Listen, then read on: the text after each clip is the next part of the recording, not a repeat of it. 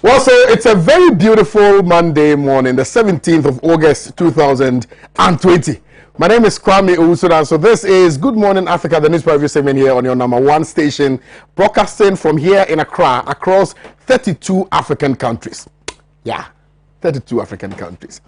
All right, so today we're going to be touching on a few issues, and I'm sure over the weekend a lot of things have happened. A lot of water definitely has passed under the bridge, and so many issues have come up, plethora of them.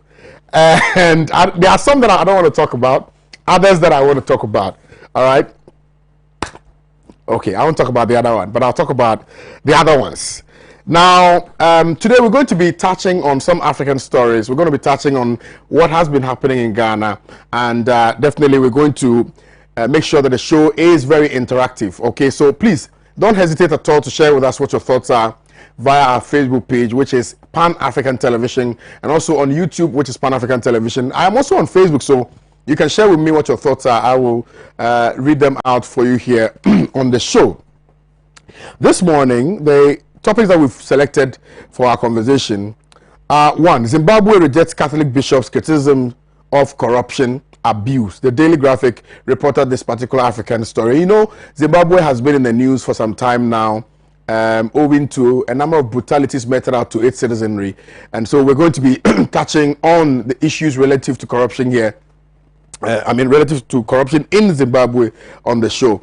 Ghana winning COVID-19 battle by Alche. Ghanaian Times reported that story. And I think this is also flowing from the president's address yesterday. The fact that Ghana is winning COVID-19 battle.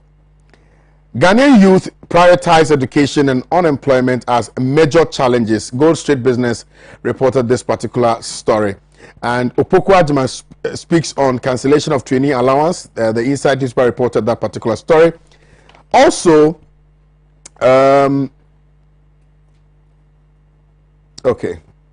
Parliament approves controversial Ejapa mineral royalty agreement despite walkout by minority, and minority demands disclosure, I beg your pardon, of ownership of Ejapa mineral royalty. And we're going to be touching on all of these issues here on the show. Please bear with us that we've started the show a bit late, but we'll try as much as possible and address all of these important topics here on the show. Like I intimated before, you can join in the conversation with your messages via our WhatsApp number, which is 026-084-6539, or Facebook page, facebook.com/Pan-African Television. I don't know whether the WhatsApp number is working now. Regardless, you can share with us what your thoughts are on Facebook. I'll be more than willing to read them out to you. Let's quickly start with the African story. Zimbabwe rejects Catholic bishop's criticism of corruption abuse in Zimbabwe. And Soprano, yes, sir. Mnangagwa appears to be very, very, very heretic. He doesn't want to heed to the calls by many to manage, the issues that are springing up in Zimbabwe. Mm-hmm. The people are not, excited about his governance, and of course a number of reasons have accounted for that. Issues about corruption, issues about abuse of power, etc., are part of the reasons why people are agitating in Zimbabwe. And it's really very surprising, particularly because it was as a result of some of these issues that led to the overthrow of Robert Mugabe and subsequently his death. Mm. But these issues are still persistent. Mm-hmm. Persistent. Yeah. And it's a problem really in Zimbabwe. And so I don't know whether or not they will be able to get out of this particular issue. Well, Kwame, good morning, and thank you so much. Good morning to the viewers too, and my co-panelists. Kwame, the Zimbabwe issue is what I would describe it as they have an entrenched problem in Zimbabwe that I do not believe is necessarily a function of Mnangagwa and co. It's more to do. You see, the problem in Zimbabwe is mainly because of the United Kingdom, in my opinion, and from my read of the issues. You see, because what is happening in Zimbabwe is that primarily they are still under UN sanctions.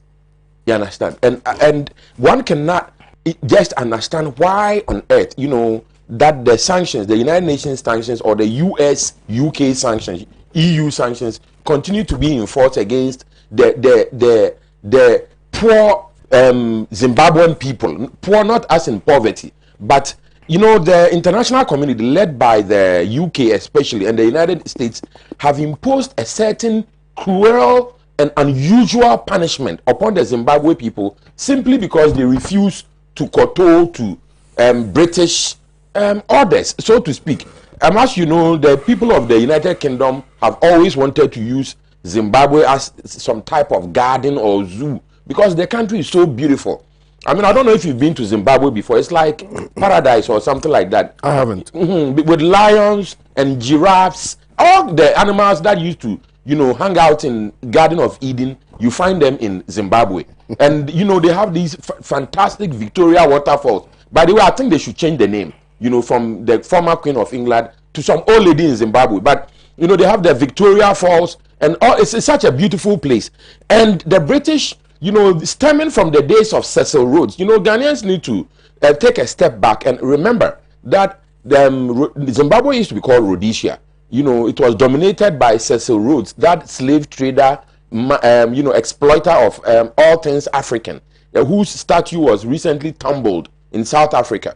You know, but what is happening is that the British people and the white supremacists who used to dominate Rhodesia, now Zimbabwe, still cannot let go of the fact that there's no way they are coming back. You understand? And that the Pan-African agenda is in full course or is on full course. Mr. Mnangagwa is not the problem. The problem is the government of the UK and the government of the United States that continue to support sanctions against the defenseless, vulnerable Zimbabwe people, all because of their hatred for the Pan-Africanist, you know, in the form of the late Robert Gabriel Mugabe. May his soul rest in perfect peace as he continues to, you know, spend time with Jesus Christ and President Nkrumah and things in paradise, because Mugabe is certainly in paradise. But, you know, the Americans and co have a certain interest in Zimbabwe and they want to dominate the country, and the Pan-Africanists in Zimbabwe are the only ones that have managed to keep them at bay. They talk about, you know, corruption. You know, the Catholic Bishops' Conference, and I am a Catholic.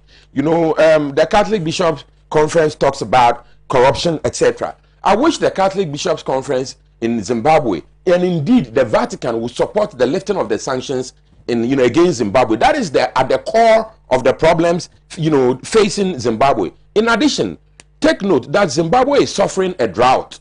You understand? And when you consider that the country has been deliberately weakened by the United Nations sanctions and the UK's, you know, underground strategies against the Zimbabwe Republic, it's no surprise that they are suffering. Because now, apart from the political machinations against the government, you also have the drought. And then, of course, the coronavirus pandemic. And then, you know, I wonder why people, especially the Catholic Bishops' Conference, is complaining about the situation in Zimbabwe so much. You understand? When even the mighty United States is fumbling and tumbling with regards to the handling of the coronavirus. I mean, look at America. The country has been brought to its knees due to, some say, bad leadership. But whatever it is, it's not only America that is, you know, suffering. Okay, if America is suffering at the rate at which it is suffering, over 160 Americans dead, despite their high-class healthcare system. Okay, so when you consider all of these, and then you come back to Zimbabwe, a country that has been weakened tremendously by UN sanctions, you understand, and by, you know, these Western countries.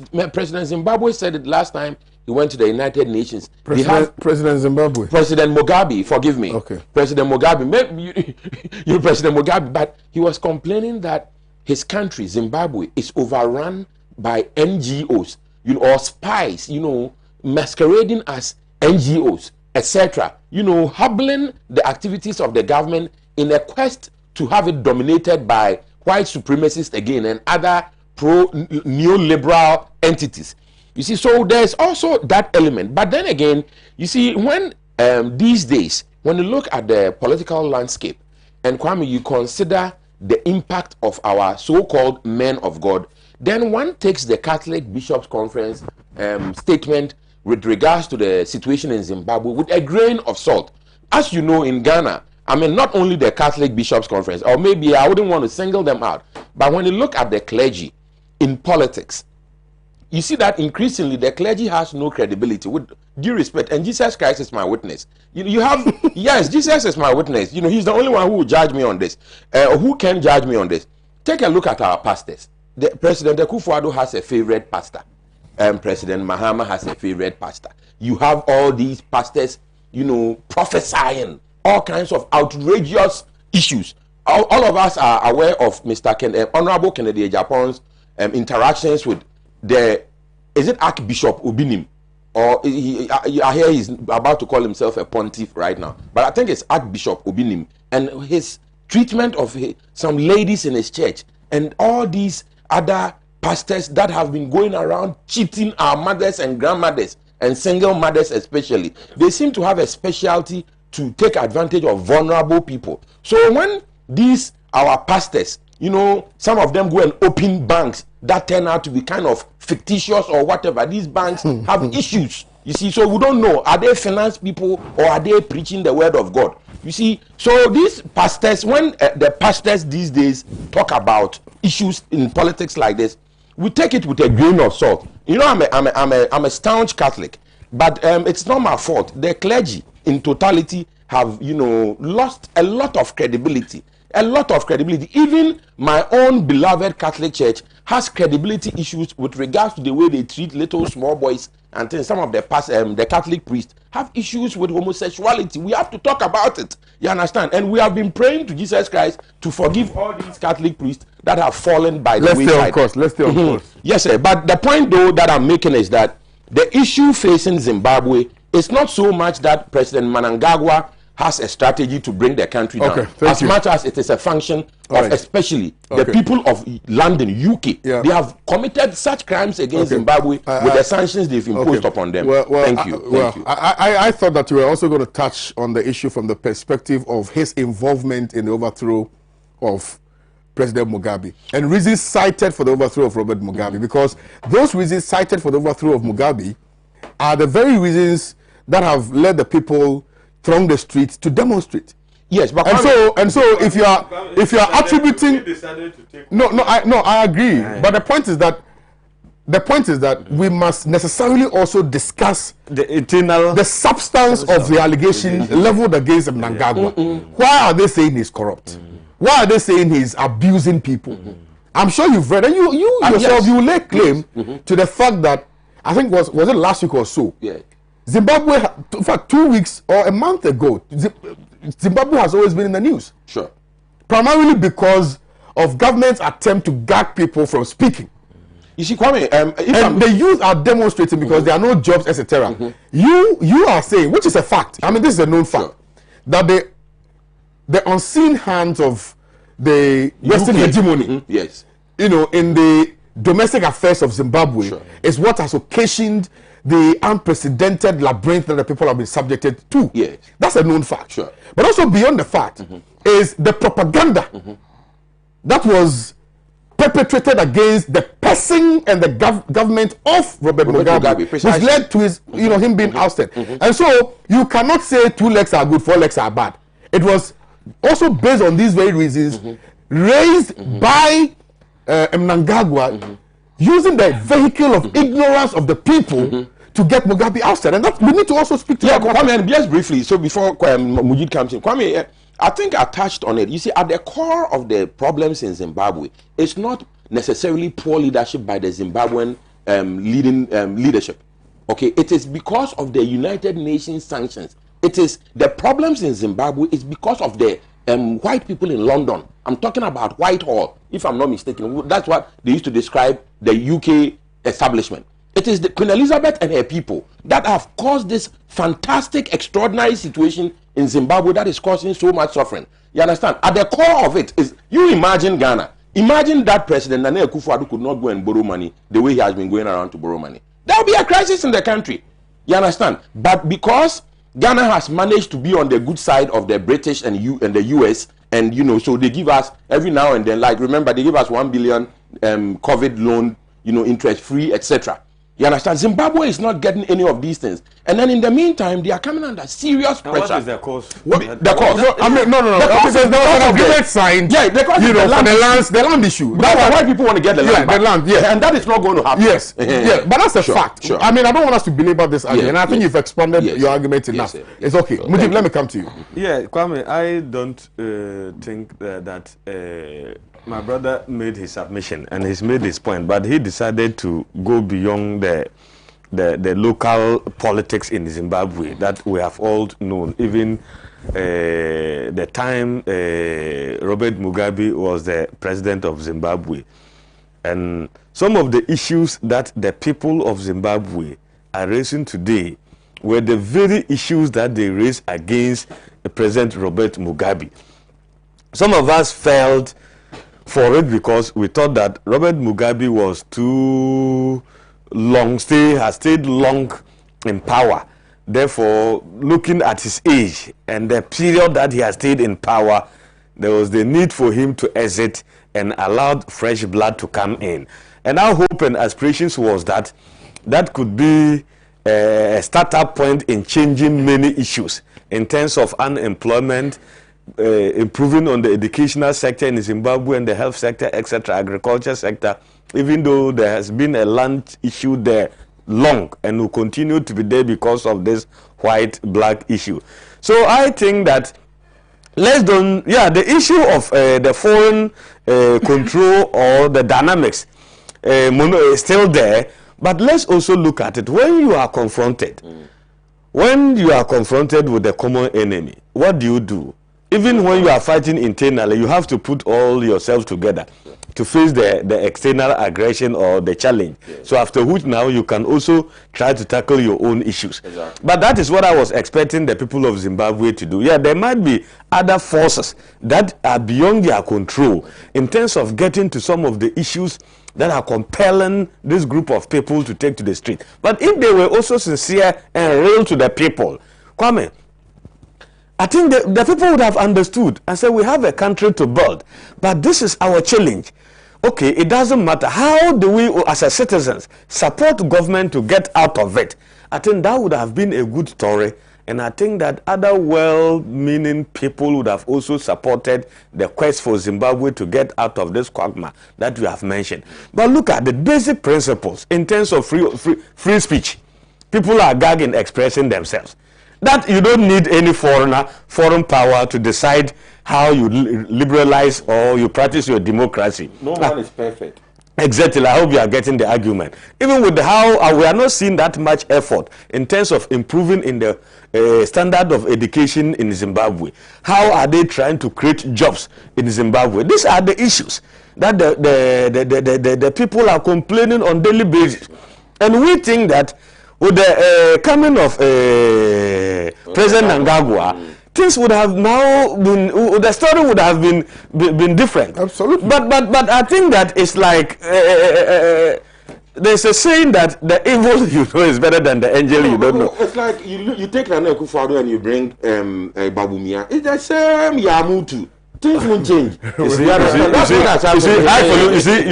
Kwame, I think you would have stopped. Yes, I've stopped. So now you agree that Mnangagwa is not in the position of solving the problem of Zimbabwe. The problem is sanctions, not Mnangagwa. Oh my God, man. Let me make it. Let me make your point. So you think that when the sanctions are lifted, stay on course. But I believe that don't be real. If you have a good leader, you know the good leader from day one. Absolutely. And let me also rebut, it's a good leader who is up to the challenge when there are crises. That is why the president said that the challenge confronting our small brothers in school are going to benefit to get one hot meal a day. Okay. And that is the point. When we are confronted with challenge, and today you have electricity free constant, that is a leadership. That money is our money. It's not President Akufo-Addo's money. It's our own money. But the money in Zimbabwe is not for Mnangagwa. No, it's the people of Zimbabwe. When they say it's free electricity, oh my it's God, as if President Akufo-Addo so where are you? My brother, hold your guns. Ghana money has always been for the people of Ghana. But we don't get the benefit. Mujib, When you know, Kwame, I'm coming. When you know. No. In the 1992 Constitution, let's stay on course. Let's stay on course. On course. I thought I wanted to digress a little and come back. Okay, come back. And I hope you will allow me. You digress. Oh my God. Digress. I'm the forward there. I'm a person to remind my brother that The Constitution, when you look at it, free compulsory universal basic education for all Ghanaians to enjoy. But it was not implemented until President Ajekum Kufuor came to power and decided to implement that constitutional clause that is at the basic level. Today now, the same MPP government under the leadership of Nanado has taken it from the basic primary junior high school level to the senior high school level. That is why now we have the policy of free senior high school education. Even though people like you thought that that was utopian. No. It can happen. So that is what a leader should be, and that is what we expect from people like President Nangagwa. You don't just come. What? Why? It is when you are confronted with challenges that, and your actions and your decisiveness to get things right, that makes you stand tall among your peers. There might be challenges. There might be issues that are beyond the president, but at least organize and rally your people behind you, and the rest you get it fallen in place, and you change the face of Zimbabwe.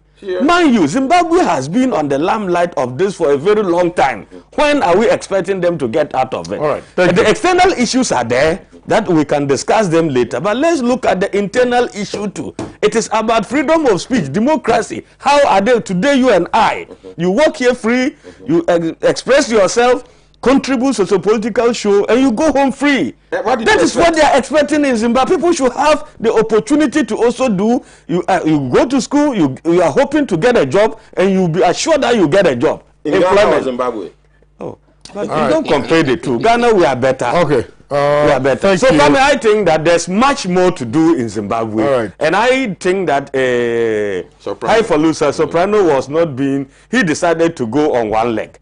That he tried to put everything on the Western, though there is a point, but also look at the local politics. The local politics in the country so far. I mean, and you can also think that much needs to be done to improve it. Dr. Nawani, let's hear from you. I'll come again. Okay, thank you very much. Kwame, let me first greet my constituents who are watching this program. This will be Pan-African television. Kwame, the issue of Zimbabwe, it's like if you look at the situation that Ghana found itself around the 1980s,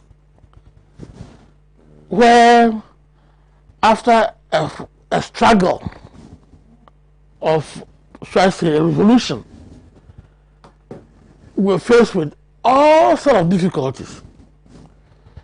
Indeed, as we try to implement one program, you know, we realize that there is a deficit here, and when we try to correct it, no, then another issue will come up. It's on the same principles. Let's take, for instance, the seizure of the farms of the white people to give it to Zimbabweans. On paper, everything was so nice. After all, it's natural justice that the black people should also own some land, and the black people should also be involved in what? Commercial farming.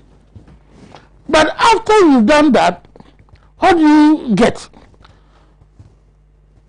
The white people or the European countries, this rice farming that they used to do, and then maize, etc. We used to import them. It's not Africa. After we are also doing maize farming, rice farming. We are doing some. They used to import all these things into their countries, prepare them into animal feed and other things, apart from you know, human feeding them, animal feed, etc. That's the Europeans. The Europeans.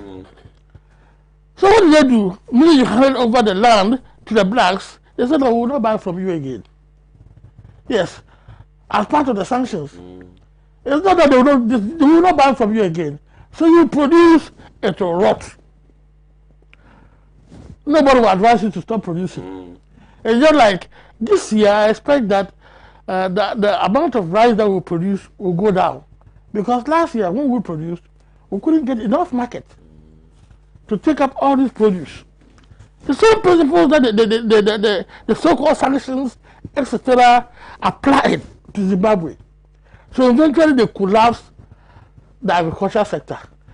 And the economy of Zimbabwe depends on the agriculture sector. We are lucky in Ghana here. Somewhere along the line, cocoa was our leading produce.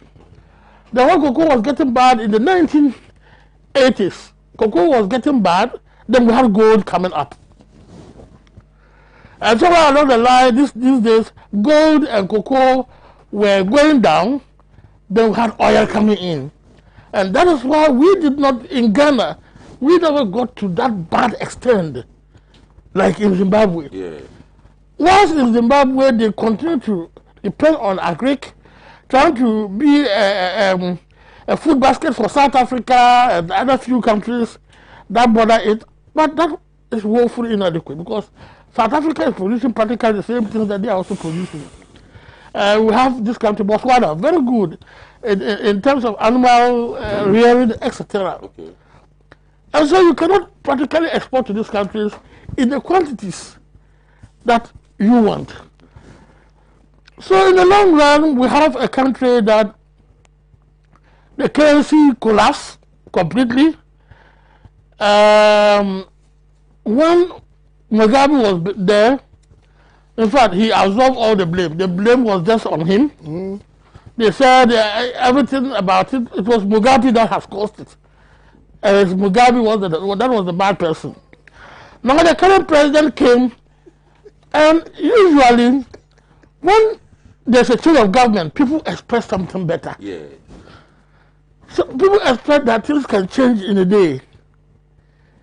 But even if these sanctions are lifted, I'm telling you that the collapse of the agriculture sector, we cannot change in a day. Yeah.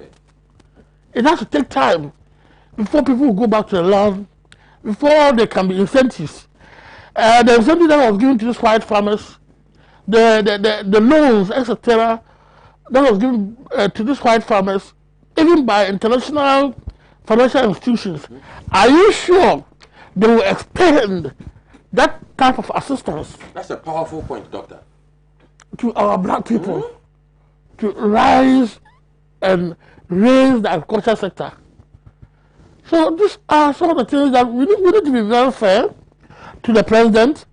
Much is expected of him, and it appears that he is not also having any ideas. That is what I would say.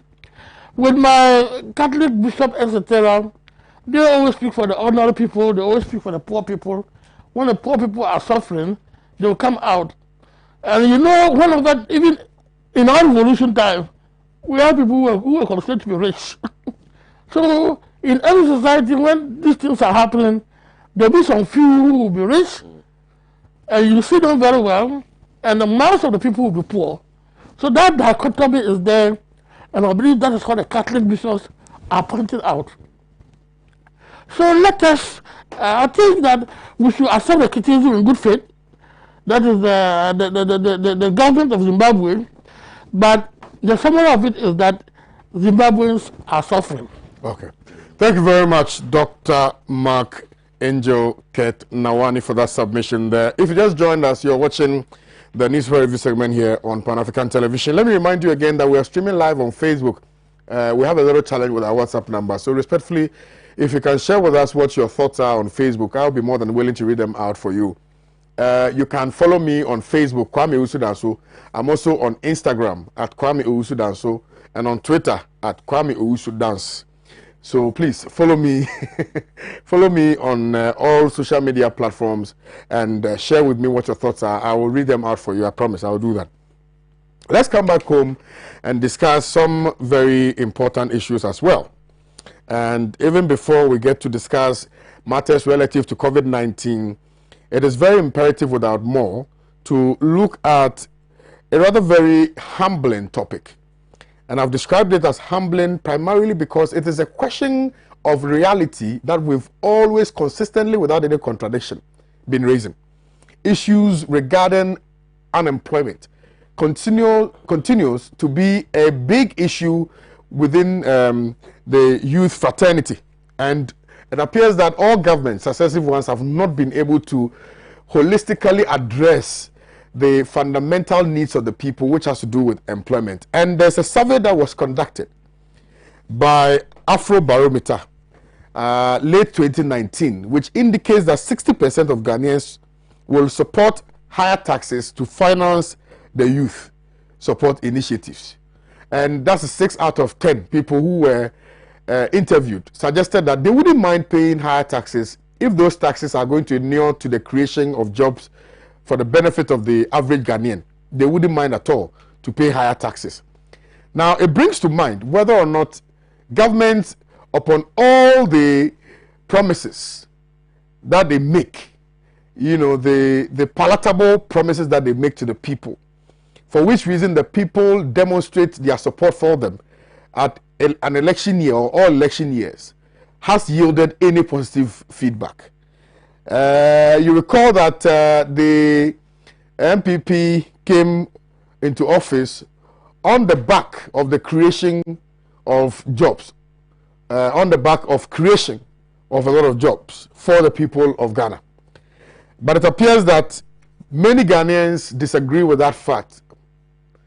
I think 35 Ghanaians within the youth bracket are in complete disagreement with the fact that jobs have been created, and that what will be part of their topmost priorities with respect to the deliverables from government should be on the creation of jobs. I am starting with you, my brother Mujib, on this subject matter. The simple fact that people don't mind at all, people do not mind at all. People don't mind at all if we use about 60%. I mean, we increase taxes to finance, youth support initiatives. I have always, Mujib, and very melancholically,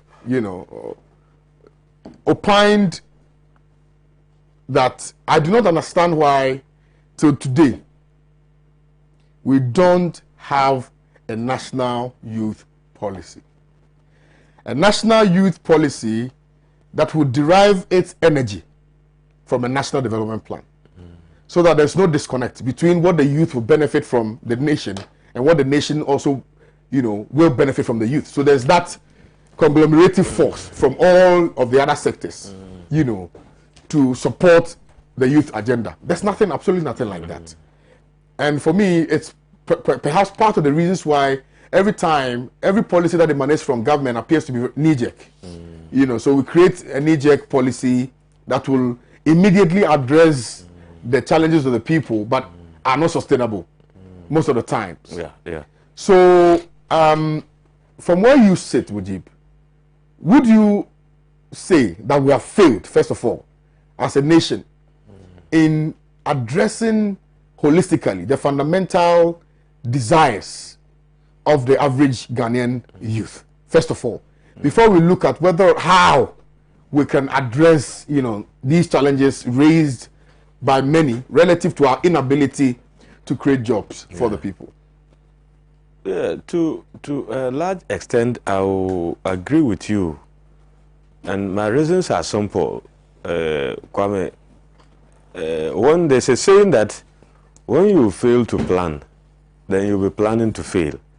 I think we have, as a country, been caught up with that quagmire for some time now, and that is why I think that the youth have been left out of the scheme of things. Because if you recall the history of Ghana, and from right after independence, the interventions or the dominance of coup d'etats in this country I think has also exacerbated the program or the forward march of this country, so to speak. And if we look at where we started, since the inception of the Fourth Republic Constitution, that we have seen now uninterrupted, I think other past governments and present are putting in more effort to be able to contain the situation, especially putting the interests of the youth first. Kwame, if you recall those days, it will be difficult right after school. When you finish your national service, then that is all there, and then you take your future into your own hand and try to be wallowing and struggling how to acquire a job, a sustainable job, of course. And unfortunately, these were those who could produce certificates, like the middle from 4. I think those people could get employment with it, and those who completed O-levels, A-levels, and then university degrees. But for those who unfortunately could not go further, I think they were just left onto their own feet. And if you recalled, and when you go around and look at people, a lot of people were caught up in that angle, and they couldn't pursue further. Though they couldn't pursue further, they also could not get any alternative, because the system was not designed to take care of those people. Let me go back further. I think it was in pursuance of all this when the educational reforms were being introduced around that time. You know, they brought what we call the technical skills and technical vocation. And the intention was to equip those at that level. Maybe after some time, if you can't proceed with your education, but you would have been equipped with some employable skills, that if you are not gainfully employed, but you can function on your own. Function on your own in the sense that you can create your own enterprise. For instance, you can be a carpenter, you can be a plumber, and you can be a welder. And you know, these are all, but unfortunately, it was very nice design on paper, but when it comes to practicalities, it was not all that.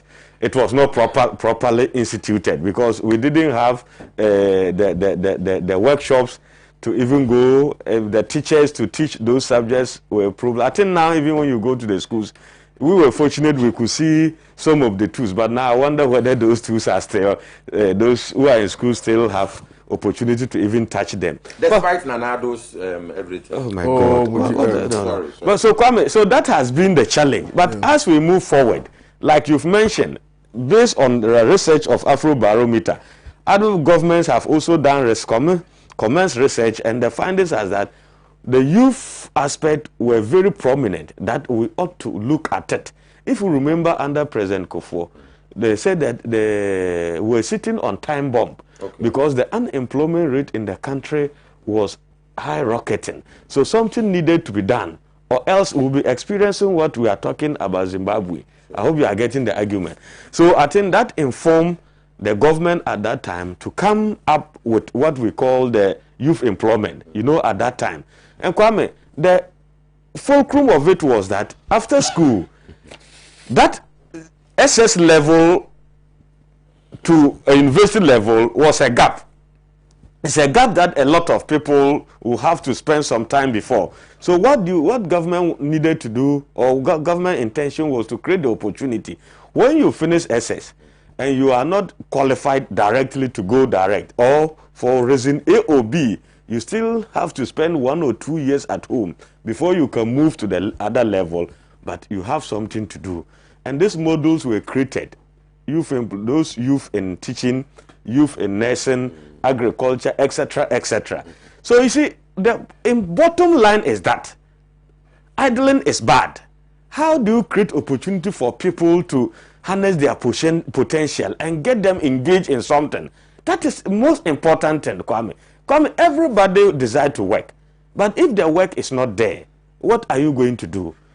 So I think at a point we tried to do something, but unfortunately, I don't think this is captured in our national development plan. But Kwame, even to a larger extent, How functional is our national development plan? As a nation, doc, I don't think we have a national. We do. But are we?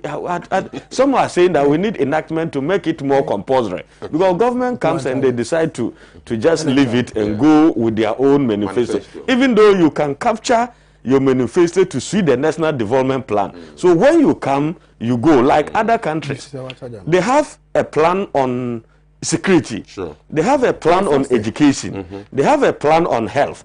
Irrespective of which government is in power, but you must focus on those plans because it's the national interest that is paramount than any other individual or political party. Unfortunately, our case is not the same. And Kwame, that is how our development has been so far haphazard way. And we have uncompleted structures around. Then you conceive a policy halfway, you implement it to the fullest to get the benefit of it.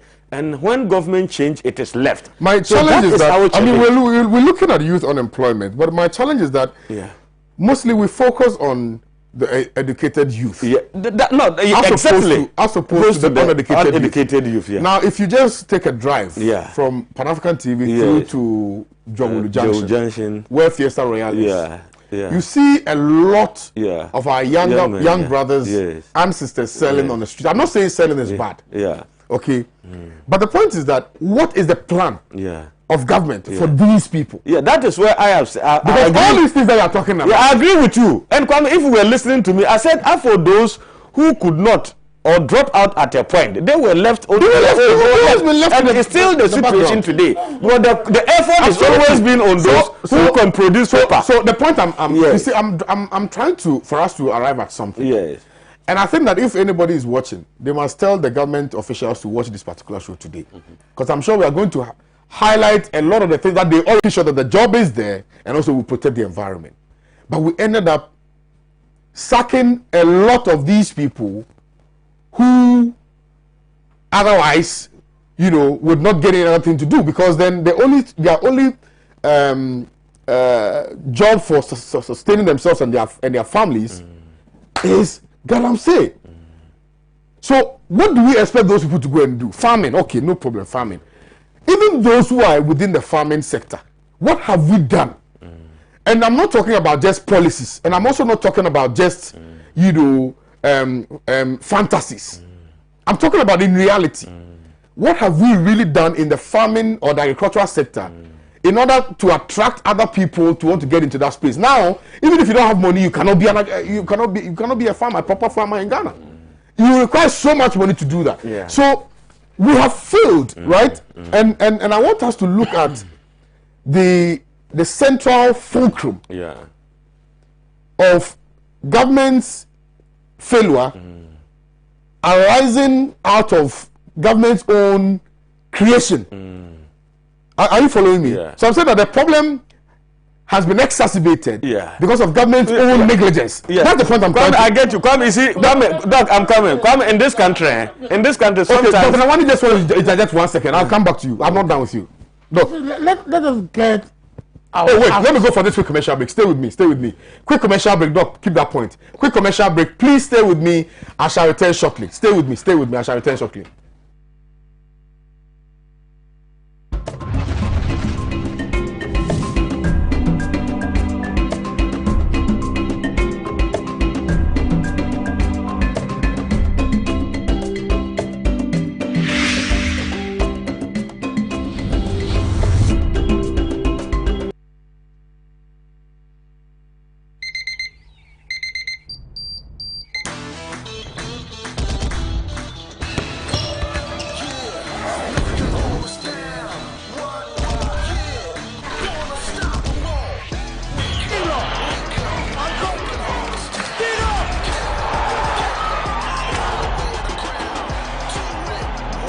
Breakfast good day, every day. Nestle. Good food, good life. This advertisement has been vetted and approved by the FDA.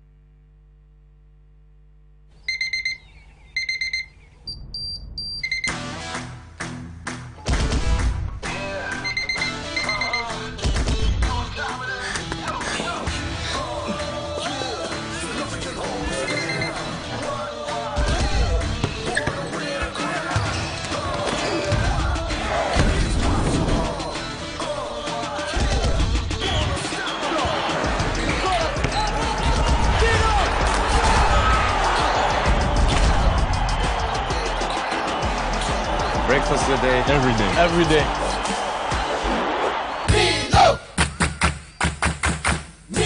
Nestle. Good food, good life. This advertisement has been vetted and approved by the FDA.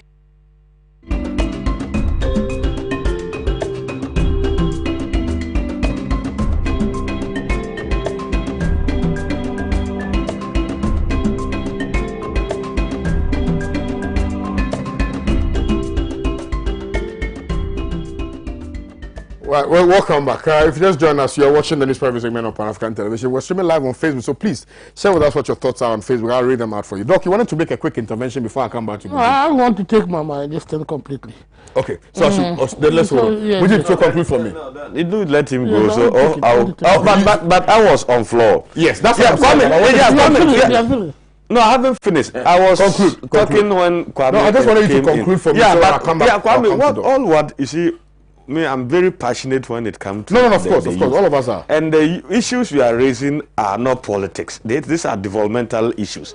But the policies of government and the effect and impact of it is what we are looking at. Absolutely. So sometimes we don't question policies or we don't question the end results of it. For instance, you brought in the issue of Galamsey. Kwame, there's a saying that no matter the situation, man must survive. Of course. Let's get that one clear. These are our brothers and sisters who are into the Galamsey industry. And you also believe and know for a fact that their activities were also causing distraction. Oh, absolutely. So government stepped in, policy was to step in and regularize the situation. You get what you want, but you still preserve and make sure you don't pollute our water bodies, you don't distract the environment. But as to sustenance of that is always the challenge. But don't think that when you go there, you flush them out, and you don't create an alternative source of livelihood, then you are creating what we call more unemployment. And when people sit idle and they have nothing to do, that is where you see them resorting into other social vices, armed robbery, thievery, and all those things. Yeah. So I think that it's a very important issue you have raised, but we have not been able as a nation to tackle it more. I think that other countries have done it better. Kwame, let me give an example of what happened in Burkina Faso. They don't ask you not to do the Galamsey. What do? You distract the environment by digging. You finish all your concession. The law is that you reclaim, you collect all the sand and put it there and make sure. So they charge what you get and the government takes more, and what you get is what you get. I hope you are getting there. And people are doing it. But they also make sure you do it responsible and you don't pollute the water body. You don't destroy the land too. I hope you are getting. And Ghana, we can do it. And you see, it brings to question the real intent of government in this particular process. Yes. Because if you recall, and I remember that there was the gentleman who came to see me and sought for my advice as to what to do. Because he was a small-scale miner. So we must differentiate that a small-scale miner from a galamsey. Now he said that himself, together with some galamseyers, were asked to stop. However, there were some Chinese guys who were still mining, who were small-scale miners. Yeah, Kwame, no. Please, let's address this issue. So what government was doing was that government was allowing foreigners to rather operate as opposed to. No, I'm conceding to that fact. Absolutely. I don't want you to generalize it and say government was. I am generalizing it. Individual. No. Hold on. I am with the grace of respect to you, and I respect your opinions. I am not saying this is a statement of fact, but I'm telling you that this is what somebody came to tell me, and I'm telling you, I won't lie to you for anything. And I'm saying that this is what the gentleman came to say. The gentleman said that some of the Chinese men were giving military protection to continue to mine, even though they were all in the same bracket as small-scale miners. And I'm saying that you put Ghanaians out of business only to give oxygen to persons who are not Ghanaian to engage in the very business that you are seeking to collapse. That's the point I'm making. And I'm saying that we are rendering our people unemployed as a result of our own actions and inactions. So that's the example you have given. Yes, sir. You can back it. I hope you are getting there. No, but you can back. But you can't back it. No, viewers will tell you. No, I'm sure my viewers will tell you. What I'm not stopping there. I am not saying what you are saying is totally wrong. But that specific example is somebody your friend told you, which you can't verify. I'm coming. But Kwame, there's a challenge. He's my friend. He's not my friend. I just want you to know he's not my friend. I don't even know. Okay, him. fine. He just fine. Is that information you got? I had a conversation. But we all in recent times saw what came out of government quest to regularize the sector. We saw and individual complacency. Let's face it, fact. Yeah. I'm not here to shield individual, but let's applaud government effort and government work through people. So when you are appointed to do AB and you compromise or you mess up, you say you have to. You only applaud government when it has been effective. Has it been effective? No, it hasn't been effective. I saw River. No. I saw the same media. I'm coming from the beginning. The same in 2017. The same media that reported the pollution level of our water bodies and the environment. Most of them came out after 2 years and said it's not 100%, but government has succeeded about 80% in making sure they succeed. So you are not watching the media being reported the color of the water and all those things. It is the reality we are talking about. What reality? What's reality? No, so Doc, what is the reality now? It's the same thing. Listen, it's the same thing. I wish those around our friends around those areas are watching. They will take text and they will give us information. Look, I am not saying it is completely achieved. I caught a video. In fact, Mujib, I took a video. No, hold on, Doc.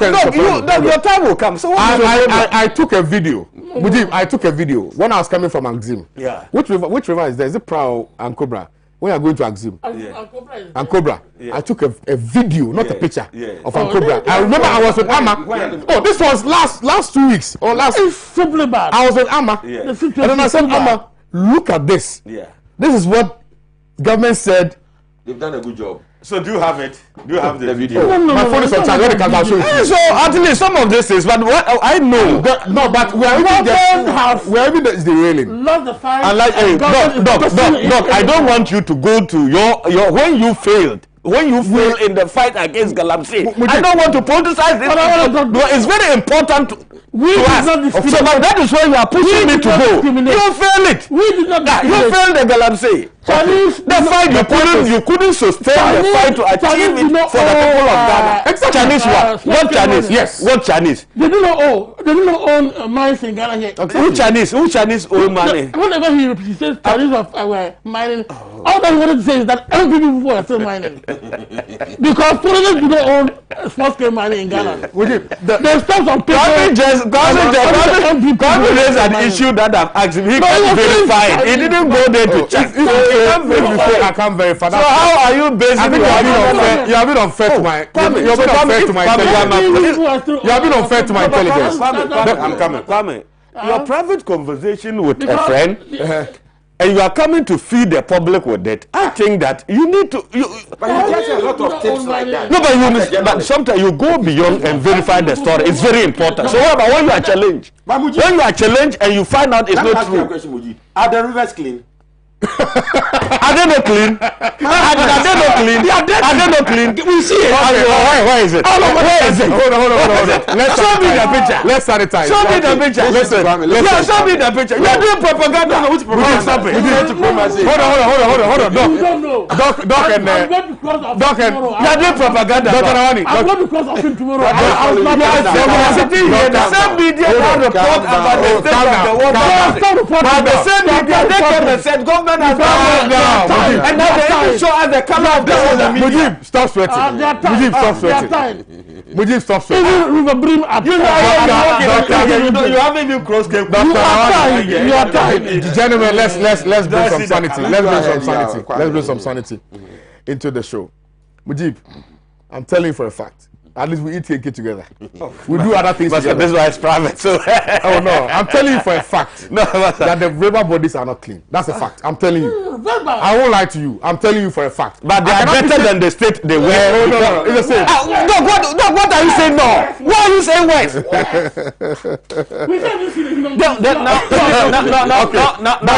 the reason why it's even deflate your point because Now we are crying. No, we all agree that we flash the galamseyers out of the site. Was just so what is now causing the water bodies to still? What is causing MPP ghost? The ghost from the MPP. No, but it is but those who are but those who are lasting, are doing galamsey. And government is aware of them. So that is a fact. You see. It doesn't mean that beyond this. The point is that mining has stopped. What was the purpose for stopping the small scale the act of galamsey? No, but the point is, Kwame, you don't regulate that sector. Regulation is very important. It's very important. But the point is also that we stopped the galamsey activities because of the fact that we wanted to clean our water bodies. Now we've stopped the galamsey activities. Yes. Our water bodies are overly dirty. Why? Oh my God! It tells you that it wasn't the galamseyers who were destroying the water bodies. No. It goes beyond the galamsey. But this is just a tangential issue. The point is that by government's lack of foresight, okay, we have created more unemployment situation in Ghana, because you recall that, and I think I made that in my my introduction, that the galamsey or the mining sector employed close to about 40% of the school dropouts, about 40% of them. What we have done is that those 40% now are nowhere to be found. They've come back. They are struggling to survive. But the challenge is also that government do not necessarily. But that is a serious business. Government. You know that. Government do not necessarily focus its attention on the school dropouts. They only focus their attention on the persons who have completed, senior high school. We all agree on that. And I said, so how do we address that? Don't be specific on that. When you asked me the question, I started from somewhere. And I said, you can't fault one government on this particular issue. It's a failure of us as a people. All right, failing our people in terms of taking a decision as to their future. I said it. But I now came to Kufuor time, how conscious efforts was being made to put in place to address that issue. So if there's a shortfall, now we brought NAPCO. The same to augment, but you see the backlashes and how people have been bashed the government for introducing. It's not about it. So now about sustainability. I'm coming, but it's so far. No, but so far it's there. But now you are now. But you're not even able to pay the people. I'm coming. Leave it. No, why? No, I said I'm coming. My brother, let me make a point. Now the point is that you have now introduced another dimension. The dimension is those who don't have paper, who are dropped out, and are home, and throw their hands in despair. What is government going to do about their fate? That is very important. Okay, so and for me, I think that is the fulcrum of the discussion. All right, let's stay there. Dr. Awani, let me hear from you. When you fail galamsey and you are here taking that, your water will take.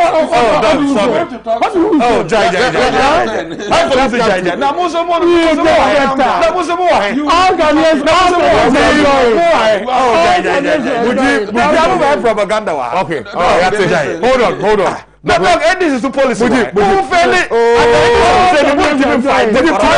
Fighting galamsey. Let's hear from you. All Ghanaians were enjoying. Yes, they are sort of all Ghanaians. Let's hear from you. And not for MPP. We still have very crucial topics to discuss, so let's hear from you. Okay, for us to look at this topic, you see, we need to go back a little bit. Go back. Into history. Go back. And look at some policies and what they yielded. And I don't know whether your generation is like my generation, but let me. University and they agree. We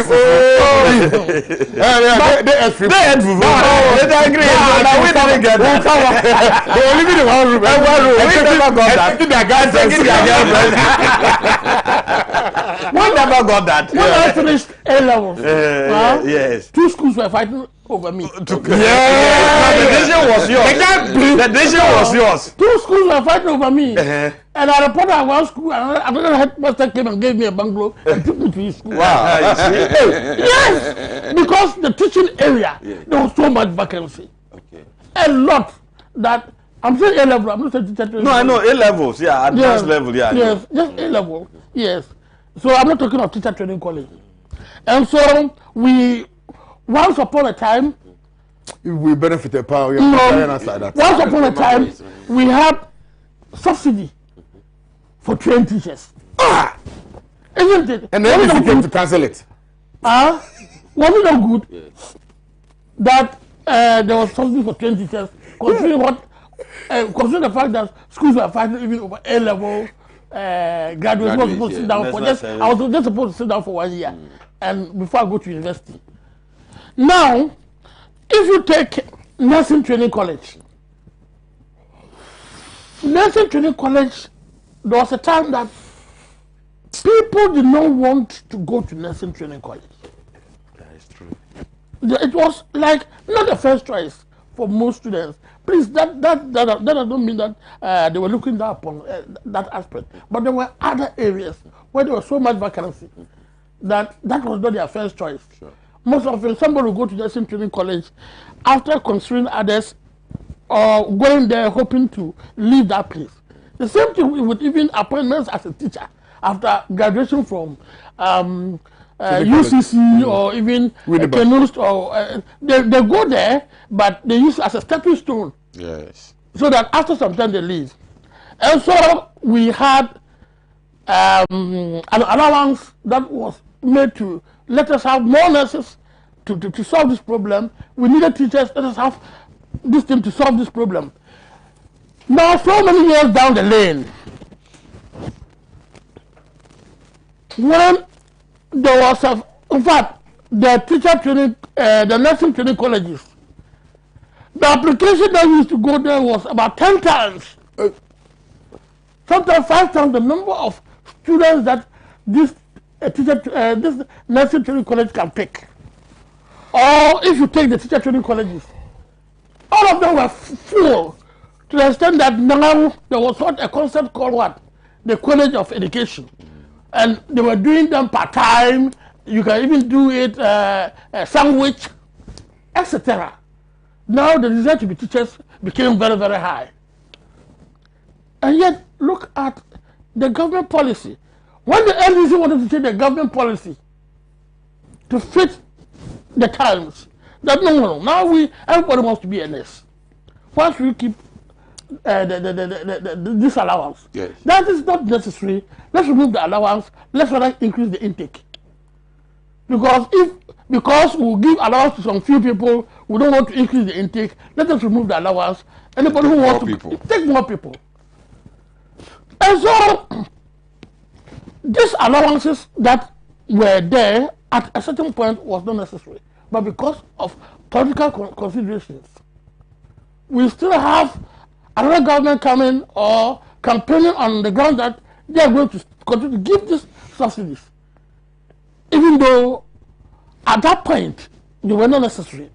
Now if you look at the situation that we have in Ghana now, honestly speaking, if we want to assist any portion of our educational system, I would say that it is the technical educational aspect. Yeah. The people who are the welders, the plumbers, the carpenters, mechanics. This is the area that if we are able to arrange them well, most of the people who even want to go to that area cannot afford. The government or the system needs such people. We can use them and even export some of them. Mm-hmm. Why should we be importing carpentry products like wardrobes, whatever, chairs, etc.? Have you ever bought a wardrobe from Melcom before? There's one wardrobe that you go and buy. When you put it down, after some time, it will just be melting. Of course. It will just, it's like sawdust. It will just be going down. Our wardrobes that are produced in Ghana here are far better than these imported wardrobes. And yet we are not doing it. If there is any place, and that is why, you see, it's written here that we have to prioritize education, because if we prioritize the education, if we say that people who want to get technical education should get some form of assistance, could it be free? Could it be subsidized? Can they be put on allowance? This is what is going to help this country, and not the politics that we play with allowances. That now, in fact, now to even get the job of a teacher is difficult because there are so many graduates, people with first and second degrees who have no job. And for tertiary, and for the PhD, when you finish, it's you and your God. If you get a job at the university, fine. But so many people are holding first and second degrees that do not have a job. And that is because that to not get employment as a teacher, it is choked. Completely choked. Winneba products, all of them cannot be employed. Cape Coast University, they also do education. All of their products cannot be employed. Suyani, Fiape, they also do education. Fiape. Yes. Asante Mampo. Yes, they also do education. All their products cannot be employed. And yet, you say we should give teacher training allowance. For what? What is our direction? And so I want to let us look at this issue very well and at any particular time, because it's not just a matter of the education, but we should be able, using these allowances, etc., to direct the youth to go to a particular area where we are sure that there will be unemployment. Recently, the government, I think, gave money to some entrepreneurs, youth entrepreneurs. Depending upon the plan that you attend, you give it to them. They allow you to attach yourself to an experienced entrepreneur. And after that, you can go and set up your own business. Which aspect the government have to select? Which aspect of entrepreneurship will the government be interested that people should go there? If it is agric, then it means that it's those with proposals in agric that should be considered. Government should, direct its policy to achieve a certain aim. And not that as a government, well, if those who submitted, we have got our MPP person there or something, or some other party member there, he should be rewarded. It shouldn't be a reward like that. It should be rather a reward because we want to move in a particular direction.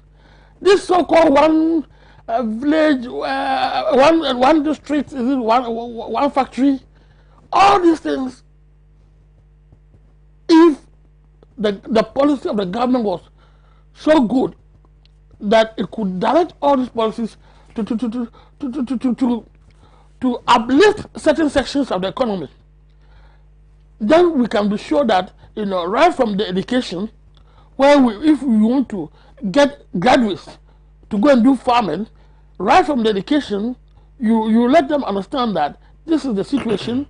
If you read agric, these are the opportunities for you as an individual. These are opportunities for you when you want to go into a factory.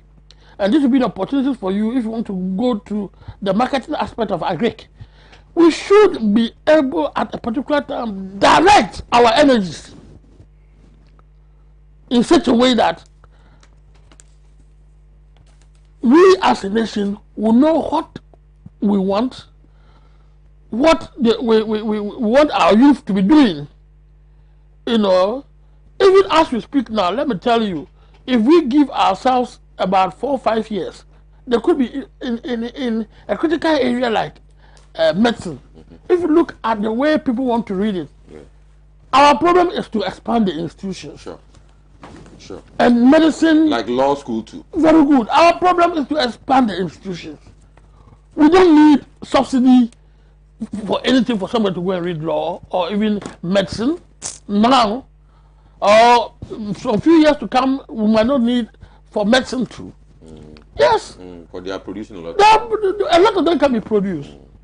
And so we can now direct these subsidies, these allowances to an area, that we can, we when they finish, like we were saying that they are there walking on the streets. Most of the people who are walking on the streets, if they get a trade, they will learn. And their weaknesses is usually English and mathematics. All the people walking on the streets, majority of them is English and mathematics. If we can put together a system that to take care of their English and mathematics. When I say mathematics, not complex mathematics, just arithmetic. Yes, thank so you. that a plumber should be able to put his estimates very well. An electrician who wants to go and buy the wires and etc. should be able to do his estimates very well, etc. So we should, by doing that, we can get all these young people to be meaningfully either educating themselves or preparing themselves for a job or preparing themselves to even employ themselves. True. The greatest achievement a man can do is not being employed by parliament or being employed by the government, is to get to a stage where you can employ yourself. And most of these people, they are capable of doing that. That is the truth of the matter. Majority of the people who you see on the streets there have gotten to a stage that with a little push, they should be able to provide employment for themselves.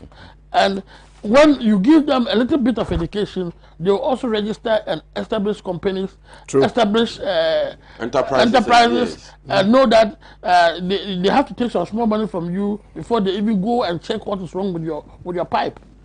You know. So let us all get our act right. In fact, as a country, we are not getting our act right.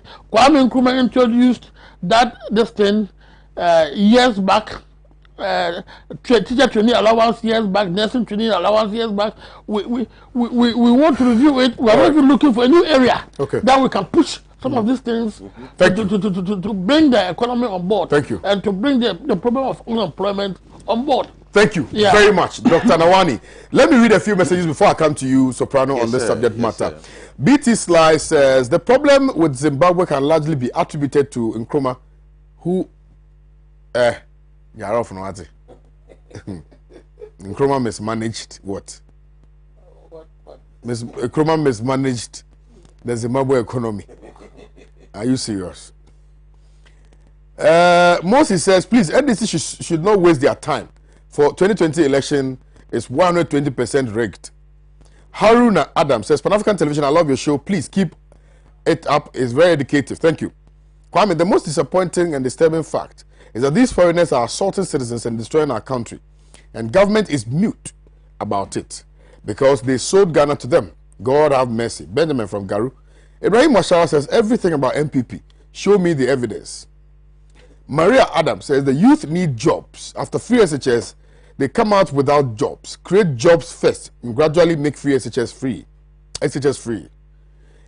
KO, tell Mujib to stop comparing Kufuor's governance to the one of Danado. Aspires has already said that Nana's 4 years is much better than the 8 years of Kufuor, which is an insult to Kufuor and his MPP tradition. I don't think Mujib has done that. Mujib, did you do that? No.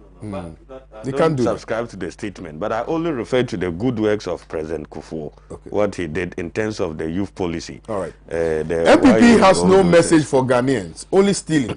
They are fake. Kick out Nana. Al Hassan Fusaini says, good morning to you. I was a Galamsey worker. Government only sack NDC people from working, but they allow Chinese people to be working. I can remember we were in some village working. Military people just came and watched us and went. That side, we were using more than 15 excavators. Wow. Roxanne Doe says, good morning, Kwame. A government which came into power and started destroying institutions, rendering people jobless, can never be the ideal solution for Ghana. NDC did hand over 2016 and is back to take over 2020. Issa Addison says, good discussion. Leo Danso says, Kwame, you see how arrogant the MPP guy... Oh, Mujib is not arrogant. Our teachers epicure. Why do the presidents say they are going to provide hot meals for pupils and teachers? Why didn't they do same for the health sector? Or all is well with the nurses during the pandemic? Our leaders are definitely sick. Well, so these are some of the messages that you've sent. I've seen over 40 of them. I can't read all of them. Good morning to you, KOD. I'd like to find out if indeed what is being given to trainees is a loan or actual allowance. You journalists should probe the matter in detail. It's never allowances, it's a loan. All the trainees will pay back the monies, and the repayment period will be due by 2022 for the first batch. Check the details of this so-called allowances, and please investigate. It's a loan and not allowances. Okay, thank you very much for your message this morning. Let me see if I have other messages. Otherwise, I will go to Soprano. Okay, Soprano, let me come to you, Soprano. Yes, sir. Kwame, thank you so much. Thank you so much. And this is such a very important point of discussion. You know, Kwame, you see, there's a paper that I'm developing. I've been working on it for about 2 years. As a way, it's a proposal that I'm developing that I hope could contribute to the discussion to revamp the entire employment system that we have in Ghana. But in the course of doing this research, you know, I chanced upon a document at the statistics, Ghana Statistical Services. I'm talking about the 2015 labor force report. It is on the internet, and listeners can, you know, download it if you Google it. Ghana Labor Force Report 2015. According to the Ghana, and that's the latest labor force report, if I'm not mistaken. According to the Ghana Labor Force Report, you know, the unemployment in Ghana was 19%. You understand? And especially amongst graduates of senior secondary schools, it's 24%. You see, and then Kwame, as I was doing my investigations, according to the Ghana Labor, the numbers from the Ghana Labor Force Report 2015 again, there are about 800,000 people employed in the formal sector. That was what my investigation came up with. But then recently I was listening to a video of the Auditor General addressing his officers with regards to the ghost names on the payroll. And the Auditor General was more precise. He said that the payroll, government payroll, is about 660,000 people. You see, that's government payroll. So my figure 800,000 was correct because I looked at the formal sector, including organizations like, say, Barclays Bank, okay, which is not government, but it's the formal sector.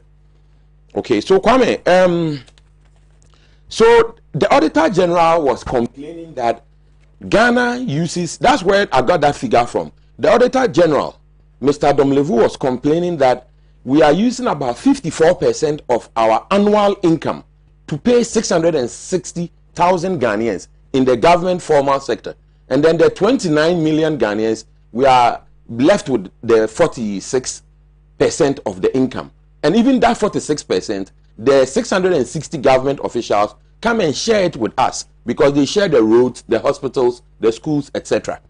Okay, so this is the scenario. The government is actually directly providing 660 jobs, but this is the general scenario in the employment sector.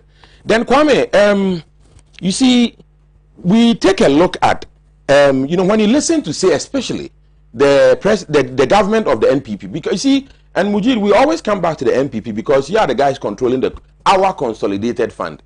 You understand? So we'll always be coming at you because you hold the purse strings. You see, so you know, the government of the NPP is always going on about the private sector is the engine of growth. You understand? And we hear them loud and clear. But we in the Convention People's Party, what we are actually saying is an empowered private sector. It's actually the engine of growth. I will go further and tell you something. And I'm reading from the book Third World to First World by One Touch. I co-authored it with Ghana's crusading engineer Robert Wood, the crusading engineer. This is what we say, chapter 24, page 475. In his January 2015 sessional address to Parliament,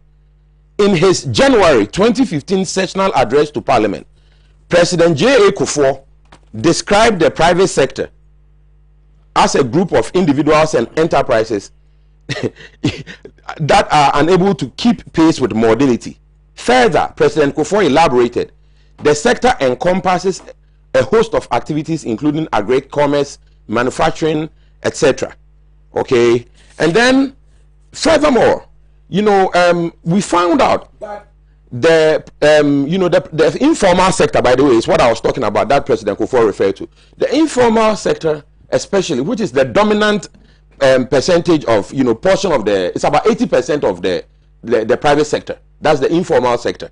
You see, it is dominated by, it has the following characteristics. Low educational attainment. That is 87% of the informal sector has primary or no formal education. 88% unregistered businesses. Lack of membership in trade or business associations. And then most players have other occupations. That's about 80%, and lack commitment, to their primary trade or vocation. And then there's a large majority earn very low incomes. These are very important items that I want to point out to enhance the conversation. Bear with me, listeners.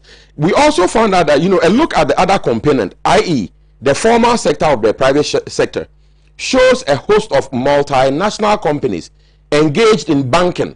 You see, so the formal sector of the private sector, that's the 800, I saw 800,000, and Honorable Domlevo saw 660, government. So the extra was the private sector in the formal sector. Okay, you have multinational companies engaging in banking, commerce, construction, water filtration, etc. Okay, and then a close analysis of the activities of this formal sector indicates few vertical and horizontal linkages, with most players engaging in secondary processing. You see, using imported raw materials like paper, plastic, granules, etc. Okay, so this is what we found out investigating the informal sector of the private sector. Now, Kwame, when you take a further look, you see, you should understand that in the past, okay, before this 20th century economy that we have right now, the parameters of wealth creation were land, labor, capital. Absolutely. Okay, and all those items, land, when you use it, is gone. When you build this house on this land, it's gone. The labor comes and it's expended, and the capital as well. Okay, but Engineer Robert Wood has been pushing for a scenario where the focus is on knowledge, technology, and finance. You mean artificial intelligence? No. What I mean is the parameters of wealth creation. No, I know, artificial intelligence. Sure. Yeah, AI. So AI, exactly. That's what the other countries are pushing for. Exactly. So we are saying that technology. That's the technology aspect. So we are saying that, the youth that President Kufuor and President Akufo-Addo and Mujib and Co are saying, oh, they should finish school and just go and open a business. You see, they don't have the knowledge. Now, even let's say he's finished university, he might have the knowledge. And Kwame, I'm making a key point here. He might have the knowledge, but he hasn't got the technology or the finance. You see, so what we in the Convention People's Party have been advocating for since the time we were in government in the 60s is that when you consider the fact that the majority of the youth do not have the skills and the requisite wherewithal to be able to set up these businesses and employ themselves and possibly employ others. We have been advocating that at this point in time in the development of this republic, that it is only the Republic of Ghana as an entity that has the capacities necessary to be able to create employment for the mass of the people. And that is why the slogan of the Convention People's Party, the glorious CPP, is work and happiness. All right. Let me elaborate. Yes, sir. So you see, we have been saying now President Akufo-Addo is talking about planting for food and jobs. You understand? It is not really working. You understand? And that is because the people do not have what it takes to be able to plant for food and jobs. There's no proper thought through precisely behind it. So what the concept is nice, yes, but the implementation is poor. It's poor. But even further, there's also the lack of capacity. I talked about the parameters of wealth creation being knowledge, finance, technology. The individual Ghanaian youth doesn't have it. The government of Ghana is overburdened with it. So we are saying that we are not some communist people who want to go and bring Lenin and the Bolsheviks to come and live in Ghana.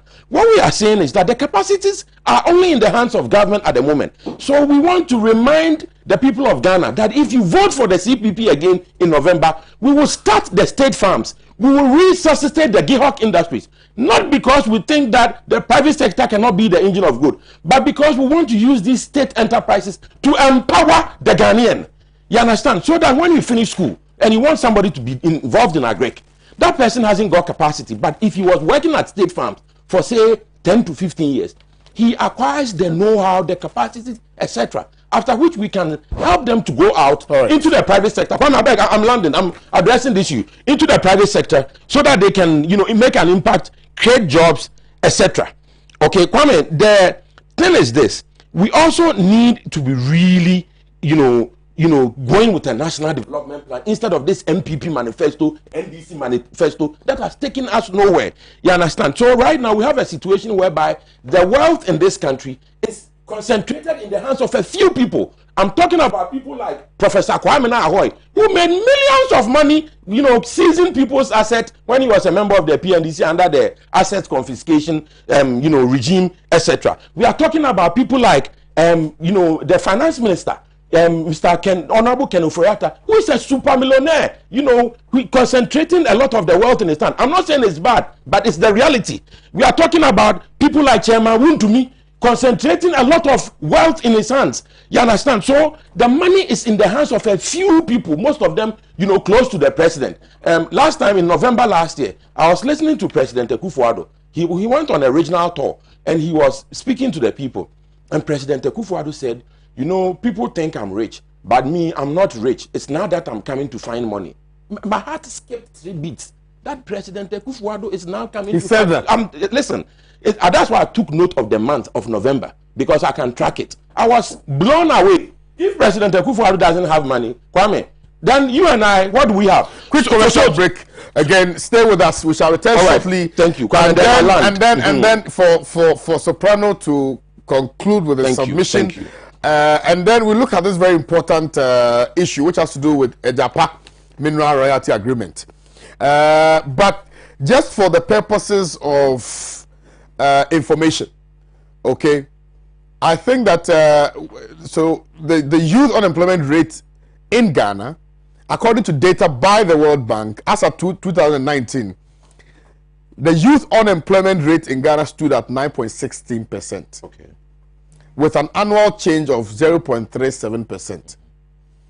Statistics below show that the unemployment rate by the economic sector as of 2019. So agric, you're looking at as of 2019, the agricultural sector employed just about 29.27% of the Ghanaian youth. Industry did about 21.78%. Okay. Services did about 48.96%, which is the highest in percentage.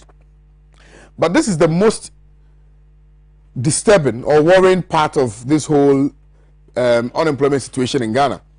So graduate unemployment rate, according to statistics from the World Bank, the number of unemployed graduate youth in Ghana as of 2019 was 4.33%, with an annual increase of 0.17%. Let me go for this quick commercial break. When I come back, we'll interrogate these issues further. Stay with me.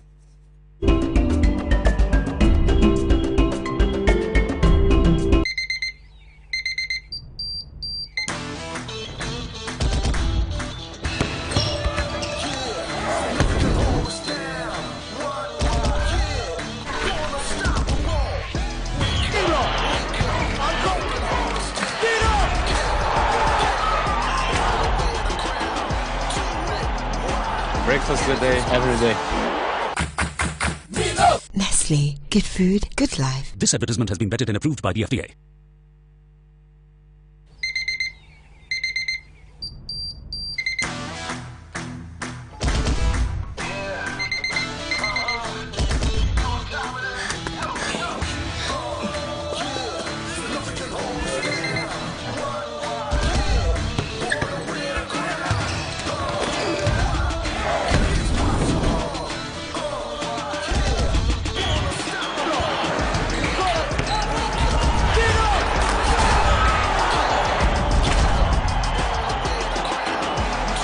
Breakfast good day, every day. Every day.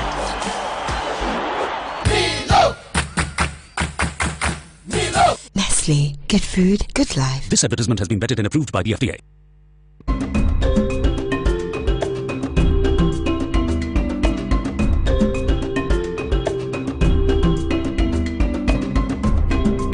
We're back. Thank you very much for staying tuned into the Good Morning Africa show, the news private segment on Pan African Television. Let me say a special good morning going out to you, Mr. Justice Hineku. You are doing the watching this morning, and also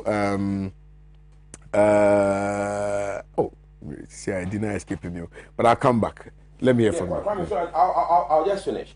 You see, so all we are saying is that we want the government of Ghana to take the lead, to create the industries, to employ the Ghanaians, and let the Ghanaians acquire the knowledge, the exposure, the expertise. And then when the Ghanaian has acquired these attributes, the government could go ahead and put these companies up as an IPO, an independent initial public offering on the Ghana Stock Exchange. You understand? So this is the way forward. However, I must be, you know, fair, okay, and just point out that with regards to the Galamsey issue, Mujid, with regards to the Galamsey issue, the Akufo-Addo administration has started a certain program that is, you know, sort of amassing the youth into cooperatives, okay, so that they can tackle the you know, Galamsey from a more sanitized perspective. And I think that is great. I will conclude by saying this, Kwame. When we wrote this book, Engineer Wood. Where is he? Oh, Engineer Wood he's at home. He's watching us.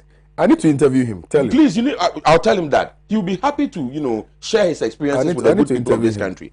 You know, and when we were writing this book, one of the people, the Ghanaians, important Ghanaians that we contacted and sought reviews and, you know, ideas from and, you know, advice was one Professor K.N. Afo, formerly the head of economics at Cape Coast University. And this is what he said. He said, one might say, according to Professor K.N. Afo, formerly of Cape Coast University, he says, one might say that the development of any least development country, such as Ghana, depends on the quality and development orientedness of its leadership, the strength and dynamism of the intellectual and scientific class, and as well as the content and direction of national ideology.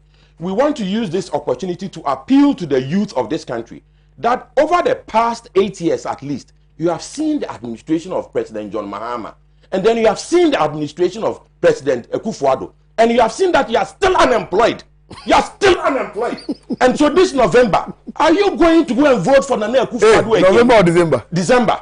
Are you going to go and vote for Nana Akufo-Addo again, so that most of the people who are getting jobs are from Chebi or something like that? We'll say it. We'll say it. Or are you going to go and vote for Mr. John Mahama, and then there will be no jobs, like as was the situation?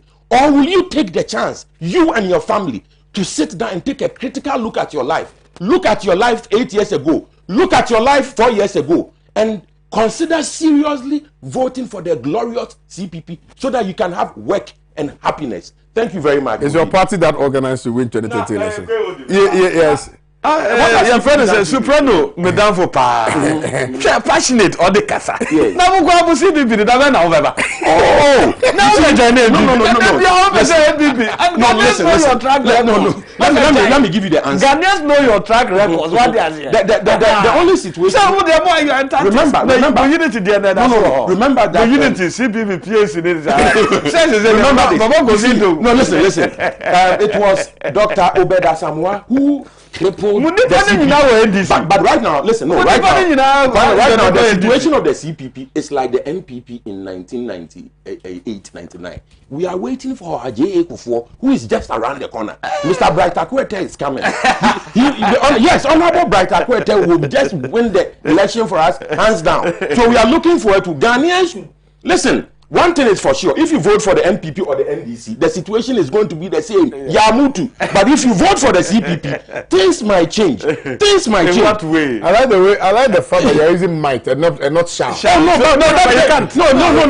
but it might change, and it's likely to change. At least, why don't you take a risk with the CPP, with the NPP, NDC? You know what you have. You know, likelihood is about probability. Agree, but that one is for the reasonable man to determine. But I think the Ghanaian, on a very serious note, he knows. You know where your problem is. Which is you know where you don't got money. The CPP. Your party don't got money. And they collapse the CPP. All these members. No. You see, Ghanaians have been thinking. You know, some of the NPP, they think it's money. Sooner or later, the Ghanaian people will come to the conclusion that they are going nowhere with the Nana Akufo-Addo or with President Mahama. It is only the glorious CPP. And the who? We have the program. No, we have the who. Our party is under who? Under the constitution of the party and our manifesto. Our party is not dominated by some chubby people or some people. No. You see, the MPP is right now taken over by people like Gabi Asari, Ochre, Nana Bedi Etu, and President Akufo-Addo's, people. And then when you go to the NDC, the Bolly Bamboy boys have taken it over, but the CPP is an every man's party. Everybody can come and make it in the CPP. We appeal to the youth to come and join us. Over here. Achuman wa biaja. You are even lost.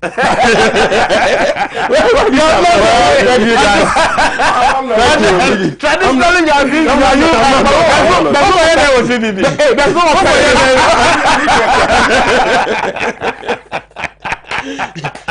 I'm from that.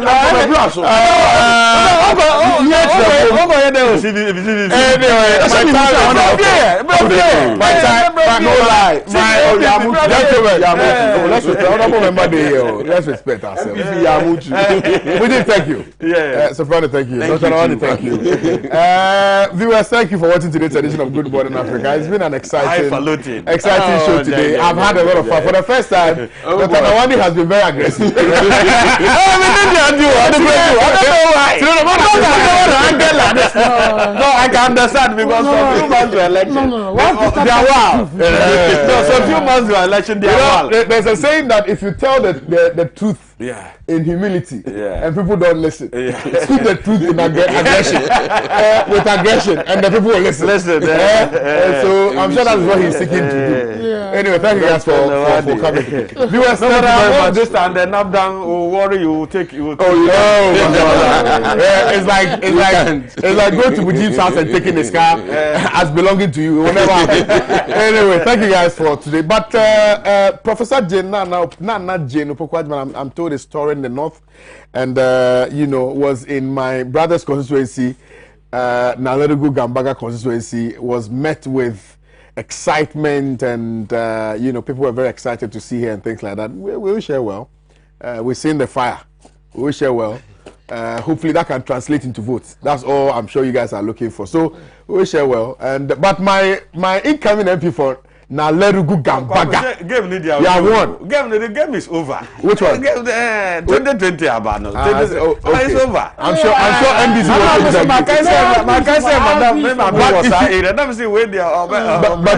but you see, CPP is winning. We are the favorites. You will see. When